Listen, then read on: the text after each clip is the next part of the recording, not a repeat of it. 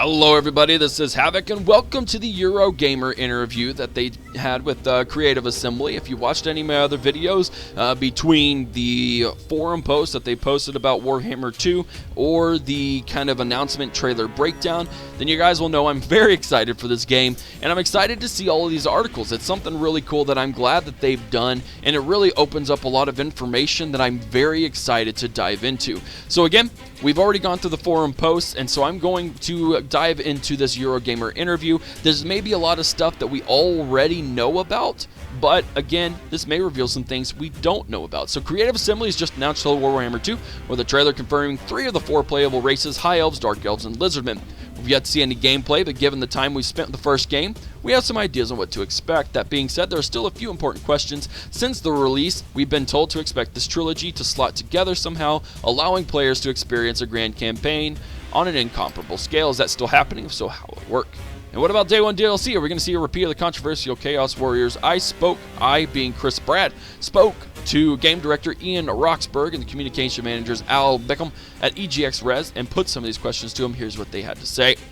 Alright, so let's start with the question you want answered. Was that Skaven you were teasing at the end of your trailer? And of course he goes, Skaven? Yeah, they don't exist. Some of the people made of in Mindenheim. Basically, Skaven have been confirmed. At the very, very end of the trailer, you see that disgusting, nasty, pus-ridden, eyes-glowing rat that is definitely Skaven. It's like, fine, I get it, had to ask. Can we talk about the setting instead? The vortex shown in the trailer is above Uthuan. Then, given the other 2 races, it'll be Lustria and Nagraw 2.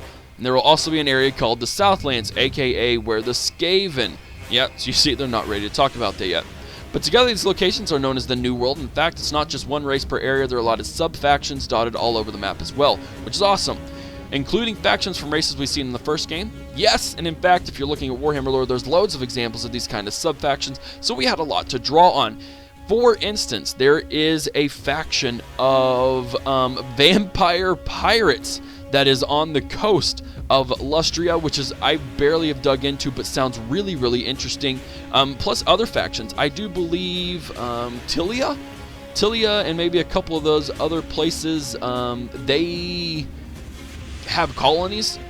Very small colonies, but colonies nonetheless. Of course, Skaven are over there. There's going to be greenskin tribes. If you have the Southlands, I do believe there's greenskin tribes there. So kind of a deal. There is going to be some cross factions, but as we've already discussed, or if you haven't watched it yet, go watch it with the forum article. None of the Warhammer 1 races will be playable, at least not initially, in the Warhammer 2 game. So there may be humans, there may be vampires, there may be chaos, and even some greenskins, but they will be sub-factions. So that's really interesting. It makes for an interesting gameplay experience if you've just been acting in the same handful of races. One of the big features we talked about since the first Warhammer game was the idea that these maps would slot together. Warhammer 1 and 2 could be combined. I know she didn't mention this in your press release. Is this still happening? Yes, it is.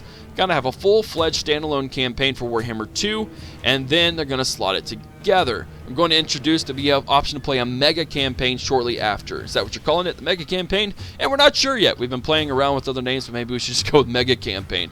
When the player starts one of these, they'll be playing a campaign which includes both the old and the new world. Any DLC they bought or free DLC they've installed will be included. It's one giant map. How will it actually work?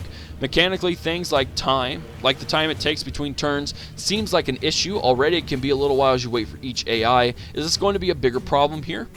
It'll probably mean that some of the smaller factions will need to be cut, but we don't want to sacrifice too much here because of the time it takes between turns. If players get into a campaign like this, they're going to want everything to be there. There's a lot that we can do in terms of optimization, and it's not just a case of bolting 2 lane masses together. There's more to it than that, so that's something really interesting. Personally, I think Warhammer campaigns have some of the quickest turn bases in the game. In the series, because I know there's sometimes in Attila where I could be literally waiting up to a couple of minutes for things to happen, especially with the agent spam, and that's a little ridiculous. So I don't see this being a big issue for me personally. It may be for other people. Is there anything else you've needed to tweak for this mega campaign in the first game? You got a big in-game invasion from the Chaos Warriors. If you're playing a race from Warhammer 2, what kind of impact does that invasion have on your game? They said there are things that we've been working on at the moment, but we're not able to talk about in detail. If the Chaos Invasion happens through Kislev and the lore didn't happen for the High Elves, then so be it. They'll have their own set of challenges to worry about. But as a principle, what we've said with this mega campaign is that it ultimately is a sandbox. We're not going to build an entirely new narrative as long as the victory conditions make sense. So if a player is controlling the High Elves and wants to go and get involved, they can, even if narratively they may not need to. And yeah, we really think that the mega campaign is just 100% sandbox. We can't create new narratives for every race, but the Vortex victory conditions of Warhammer 2 is all about that. We're doing a lot more with the narrative there. So basically, I think what they're saying here is that in the mega campaign, there is no Vortex to worry about. There is, now, it'll be interesting to see because there is no in-game Chaos Warrior wave over in the old world. I'm thinking that Chaos will just be a faction that can be playable. All the factions will be playable. They'll have certain victory conditions, I'm sure.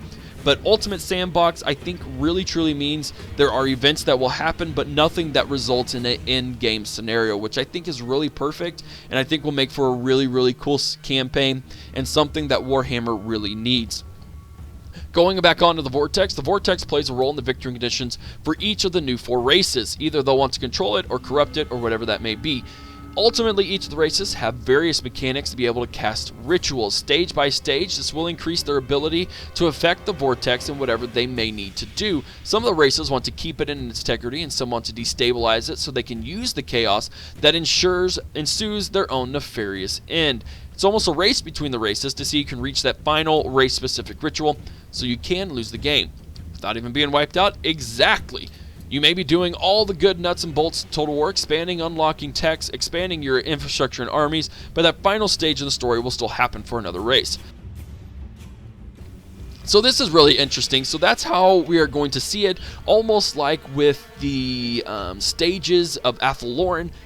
In terms of the wonder building, this is kind of essentially the wonder building for the Vortex. You're unlocking and casting various rituals that will either destabilize or strengthen the power of the Vortex, which I think is really cool, and it's a really solid way to use this kind of in-game mechanic without it just being, well, something's going to happen by the year 400 AD, whether you're around or not. No, it's more of there are specific victory conditions that unlock things further. I really like that victory condition for Athaloran and the Wood Elves, so I think it's good that they're kind of modifying that ritual or that mechanic for this Vortex.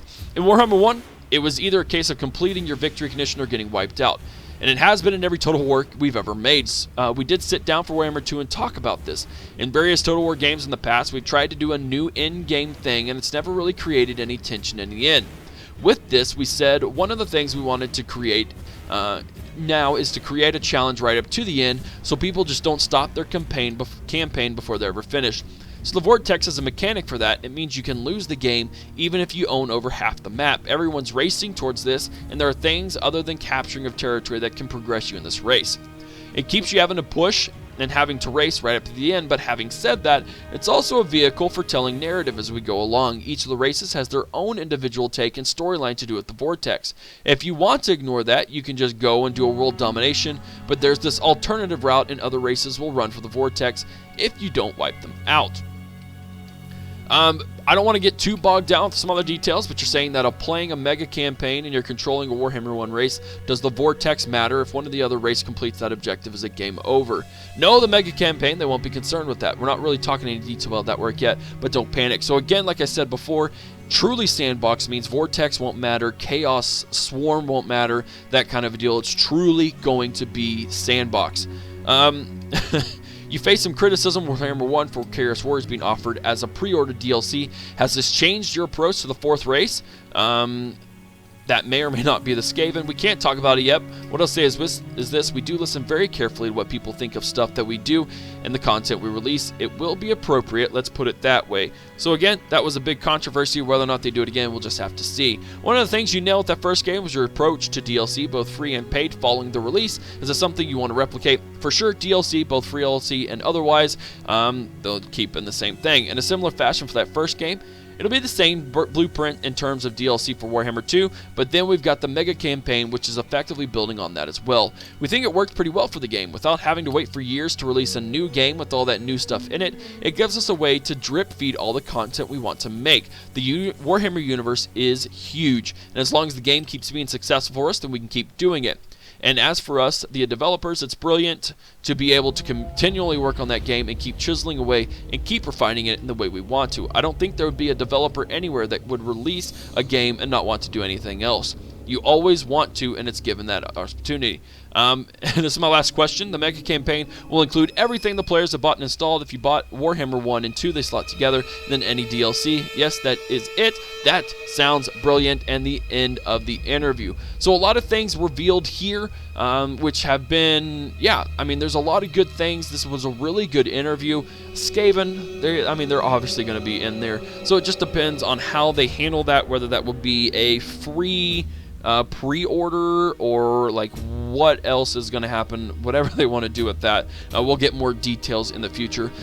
A lot of really solid stuff in here, guys. This is, I think they've released more about Warhammer, both 1 and 2, than they've ever released information before release on the other historical games, and that really says a lot on what they think of the game and where it could go. So there's a lot of content in all of these interviews and all of the things that they have already released. So I'm really excited for it, and I'm really excited to dive into this into the Warhammer 2 universe and really get some more answers, be able to play some stuff, release as much content as I can for you guys so you stay informed. So if you like this video, give it a thumbs up. Haven't already hit that subscribe button. Follow me on Twitch, Twitter, Facebook, and Instagram. Be on the lookout for more Warhammer 2 information as I get a hold of it, as well as anything else. This is Havoc, and I'm out of here. Peace.